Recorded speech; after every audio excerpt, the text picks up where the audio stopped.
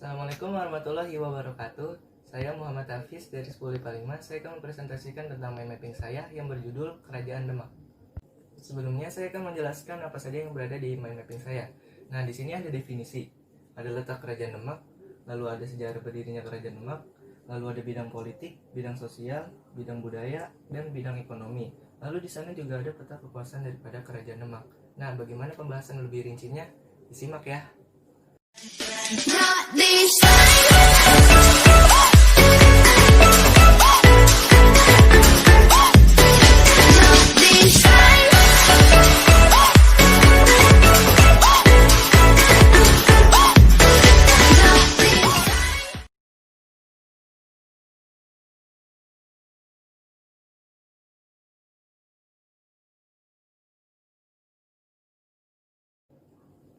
Pada pembahasan pertama ada definisi daripada Kerajaan Demak. Apa sih Kerajaan Demak itu? Yuk kita kenalan. Nah, Kerajaan Demak ini merupakan kerajaan yang bercorak Islam yang menduduki wilayah di Tanah Jawa. Nah, kerajaan ini juga merupakan kerajaan pertama yang menduduki wilayah di Tanah Jawa dan bercorak Islam dan menjadi pusat penyebaran bagi kerajaan-kerajaan Islam lainnya di Tanah Jawa. Nah, Kerajaan Demak ini didirikan oleh Raden Patah atau Raden Fatah yang didirikannya itu pada tahun 1478 Masehi. Nah, Kerajaan Demak ini juga merupakan atas support atau atas dukungan daripada Wali Songo. Nah, di pembahasan kedua ini ada letak daripada Kerajaan Demak. Nah, Kerajaan Demak ini bermula-mula di sebuah desa yang bernama Gelagahwangi yang berada di kota Demak. Nah, Raden Fatah itu merupakan salah satu murid dari Wali Songo. Dia itu mendapati tugas untuk mengajarkan agama Islam dan juga menyiarkannya di desa tersebut, di mana di desa tersebut terdapat sebuah pesantren. Nah, Raden Fatah itu mampu mengerjakan tugas tersebut dengan baik sehingga banyak orang tertarik untuk mengunjungi desa tersebut. Nah, desa ini juga menjadi pusat daripada ilmu pengetahuan karena berkembang. Setelah itu berkembang lagi menjadi pusat perdagangan. Nah, dan akhirnya menjadi pusat pemerintahan daripada Kerajaan Demak dan mengubah namanya menjadi Bintoro Demak. Nah, pada pembahasan ketiga ada sejarah berdirinya Kerajaan Demak. Bagaimana sih Kerajaan Demak itu bisa berdiri? Nah, Kerajaan Demak itu beriringan dengan para Wali Songo yang sedang mengemban misinya atau ingin menjalankan misinya untuk menyiarkan agama Islam di Tanah Jawa. Nah, setelah itu ini juga berkaitan dengan Kerajaan Pahit yang sedang diambang keruntuhan, yang kala itu tengah diperintah oleh Brawijaya V atau bisa kita kenal dengan Prabu Kertabumi. Nah, di sini setelah si Kerajaan Demak, Kerajaan Majapahit ini sedang diambang keruntuhan, nah para Wali Songo ini menobatkan si Raden Patah ini menjadi Sultan Bintoro Demak yang pertama.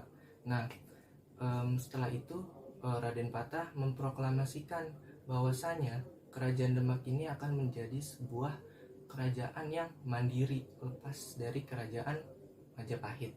Nah, setelah itu Kerajaan Demak ini juga menerima bantuan dari daerah-daerah lain yang telah lebih dahulu mengenal agama Islam atau menganut agama Islam seperti Jepara. Nah, setelah itu berdirilah sebuah Kerajaan Demak. Nah, Raden Patah ini juga akhirnya menerima gelarnya sebagai Sultan Shah Alam. Nah, di pembahasan keempat kita ada bidang politik atau kehidupan di bidang politik daripada Kerajaan Demak. Nah, di sini ada 4 raja yang memerintah. Kita akan bahas satu persatu. Yang pertama ada Raden Fatah atau yang bisa dikenal dengan Raden Patah.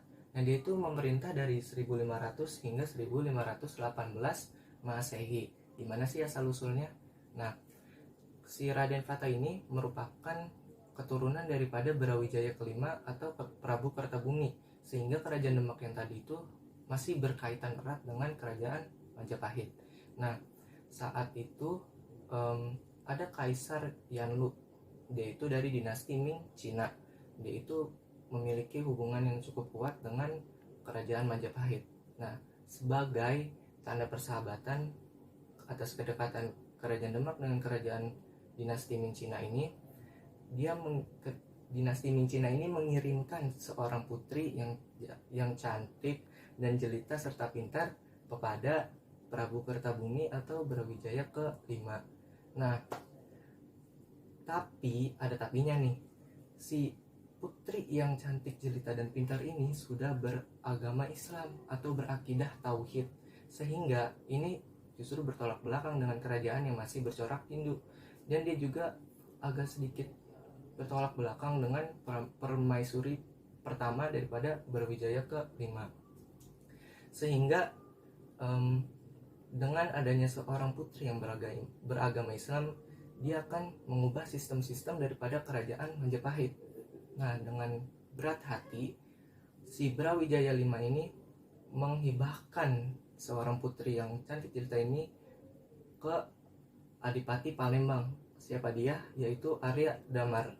Nah, pada waktu itu, pada saat dihibahkan, seorang putri ini tengah mengandung. Nah, mengandung siapa? Raden Fatah. Sehingga Raden Fatah itu lahir di Palembang. Nah, Raden Fatah ini memerintah pada tahun 1500 hingga 1518 Masehi. Nah, di sini perkembangan daripada kerajaan Demak itu luar biasa.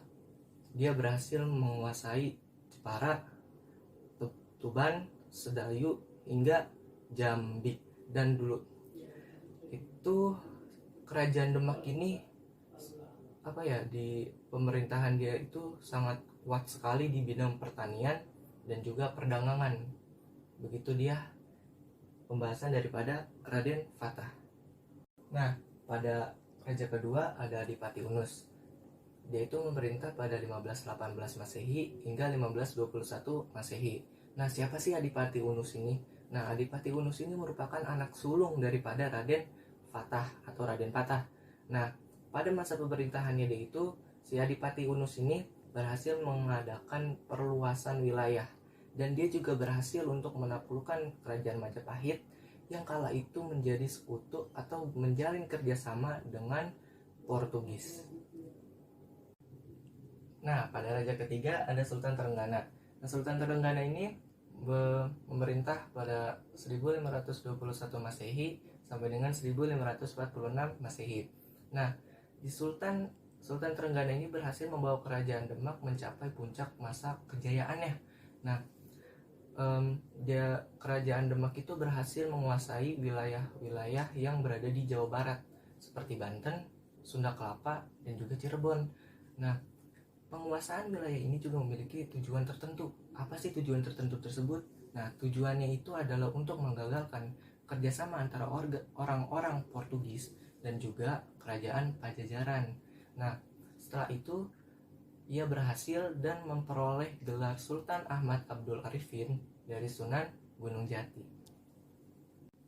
Nah, pada raja pertama ada Sunan Parawata. Dia ini memerintah pada 1546 Masehi sampai 1549 Masehi. Dia ini merupakan raja terakhir dari kerajaan Demak. Dia itu merupakan ahli agama, sehingga dia itu lebih cenderung menjadi ahli agama. Dan dia itu tidak memiliki pemikiran politik yang cukup baik, sehingga wilayah-wilayah seperti Banten, Surabaya, Gresik ini itu menjadi dapat berkembang bebas dan dapat mendirikan kerajaan sendiri di wilayahnya, dan dia juga tidak mampu menghalanginya. Lalu si Sunan Parawata ini juga tewas di tangan sepupunya, dan kerajaan Demak pun berakhir di masa pemerintahannya. Kita beranjak kepada pembahasan kelima, yaitu kehidupan sosial masyarakat Demak. Nah, masyarakat Demak itu hidup di bawah atau menganut asas ukhuwah Islamiyah.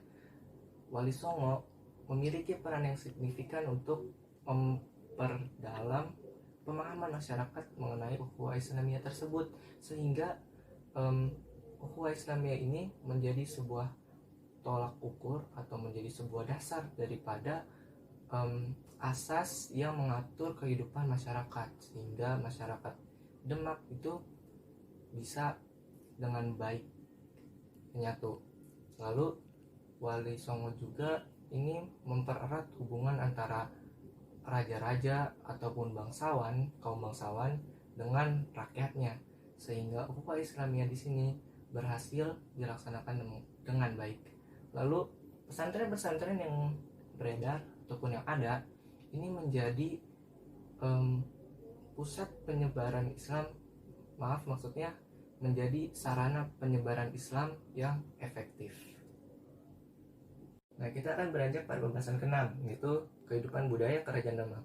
Nah, ini ada 2 peninggalan yang merupakan lambang besar dari Kerajaan Demak. Yang pertama ada Masjid Agung Demak. Nah, Masjid Agung Demak itu merupakan lambang kebesaran dari Kerajaan Demak. Nah, di sini di Masjid Agung Demak ini ada yang istimewa nih, selain dari ukiran-ukiran yang bercorak Islam. Nah, apa sih itu? Yaitu ada satu tiang yang didirikan di Masjid Demak ini, merupakan tiang yang dibuat dari sisa-sisa kayu hasil dari pembangunan daripada Masjid Demak. Nah, sebutannya juga adalah tatal. Nah, yang nomor 2 ada perayaan Sekaten. Nah, perayaan Sekaten ini merupakan dasar-dasar atau kebudayaan yang dibawa dari Sunan Kalijaga. Perayaan Sekaten itu apa sih? Nah, perayaan Sekaten ini merupakan perayaan Mauludan Nabi Muhammad SAW. Nah, hingga saat ini kita juga dapat menjumpai perayaan Sekaten ini di tanah Jawa, yaitu di daerah seperti Yogyakarta dan juga Cirebon. Nah, di pembahasan ke-7 ada kehidupan ekonomi Kerajaan Demak. Nah, Kerajaan Demak ini unggul di 2 sektor, yaitu sektor perdagangan dan juga pertanian. Kita akan mendalaminya. Yang pertama kita bahas adalah sektor perdagangan. Nah, sektor perdagangan ini maju karena 2 faktor. Yang pertama adalah lokasi Kerajaan Demak yang sangat strategis dengan jalur perdagangan Nusantara, sehingga Kerajaan Demak mampu menjadi kerajaan maritim. Yang kedua adalah penguasaan wilayah daripada Kerajaan Demak ini juga meliputi pelabuhan-pelabuhan yang ada di pesisir Jawa. Nah, setelah itu kita akan membahas sektor pertaniannya. Di sektor pertanian ini, beras menjadi komoditi yang sangat dimajukan dan juga ditekankan ke produktivitasannya. Pusat daripada pertanian ini berada di pedalaman Kerajaan Demak. Nah, karena sangat produktif, si sektor pertanian ini mampu mengangkat dan menguntungkan Kerajaan Demak. Nah, demikianlah presentasi mind mapping saya berjudul Kerajaan Demak. Apabila ada kekurangan, harap dimaklumi. Billahi taufiq wal hidayah. Fastabiqul khairat. Assalamualaikum warahmatullahi wabarakatuh.